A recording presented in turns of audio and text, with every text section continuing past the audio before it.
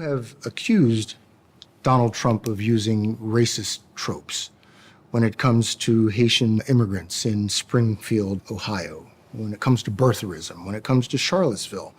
In fact, you have called him a racist and divisive.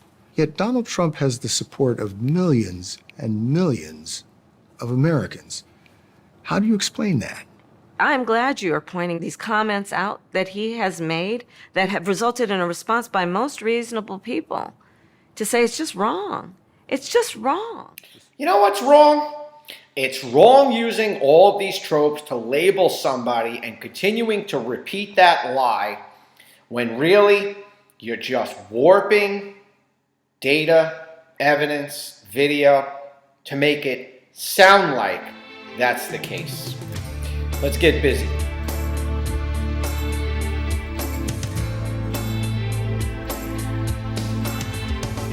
Remember, don't like, share, or subscribe. What are you trying to do? Blow up the channel or something? I got enough on my plate.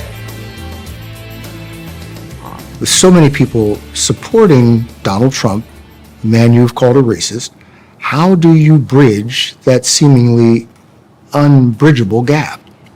I believe that the people of America want a leader who's not trying to divide us and demean. I believe that the American people recognize that the true measure of the strength of a leader is not based on who you beat down, it's based on who you lift up.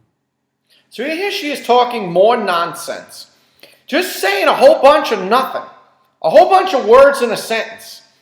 All feelings and emotions. Nothing factual. What she should be saying, or what she means to say really is, it's not that Trump divides people. It's that the media creates news. We want to call it news. They create propaganda pieces. They use news clips and various things to create a message. It's 1984, essentially to divide people. Because now all news media is a megaphone for the party to get their party message across. And you could say the same thing about Fox if you want to do it, etc. But it is very divisive coming from the left through these ABC, CBS's, those are MSDNC. They're so divisive, and they want to try to convince their people that are watching these news shows, all they are pundits, that Trump is this and Trump is that. And you know what the problem is? That if you actually met him, and I know people that know him personally, and he's very charming, he's very charismatic, he's very curious, he's very interested, he talks to you, he asks you questions. How could a person who is so violently racist have so many people support him of all stripes and have people work for him of all stripes? How does that work? Okay, so you can't just believe that the guy is a racist because somebody told you so. You need to do more research.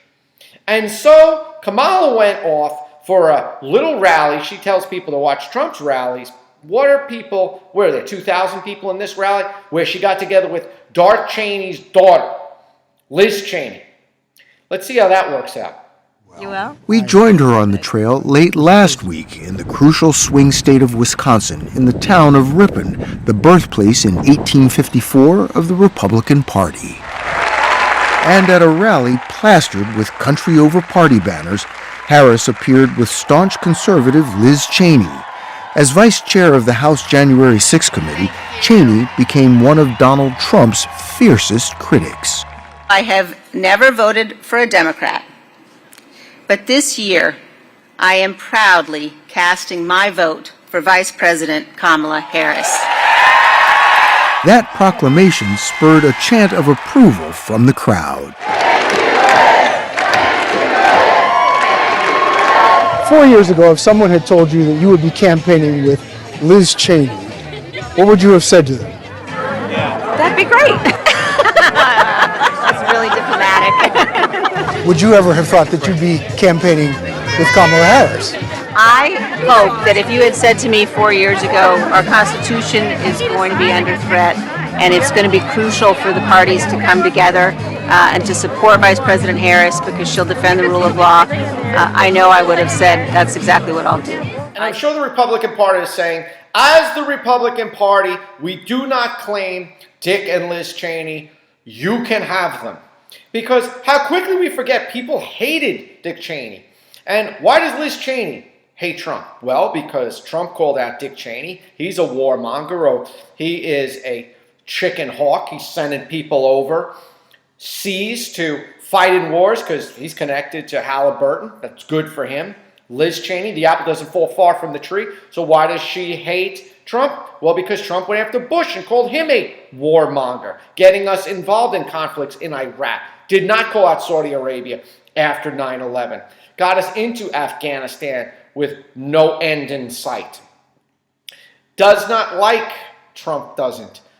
Mitt Romney calls him out. That's why Romney doesn't like him. Probably jealous that Trump actually won the presidency, which he couldn't do.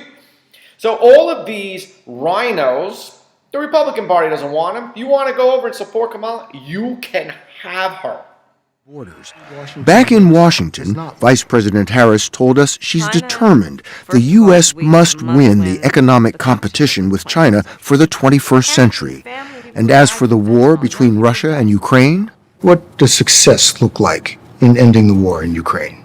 There will be no success in ending that war without Ukraine and the UN Charter participating in what that success looks like. Would you meet with President Vladimir Putin to negotiate a solution to the war in Ukraine?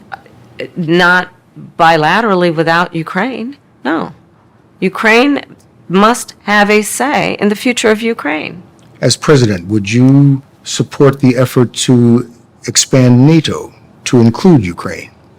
Those are all issues that we will deal with if and when it arrives at that point. Right now, we are supporting Ukraine's ability to defend itself against Russia's unprovoked aggression.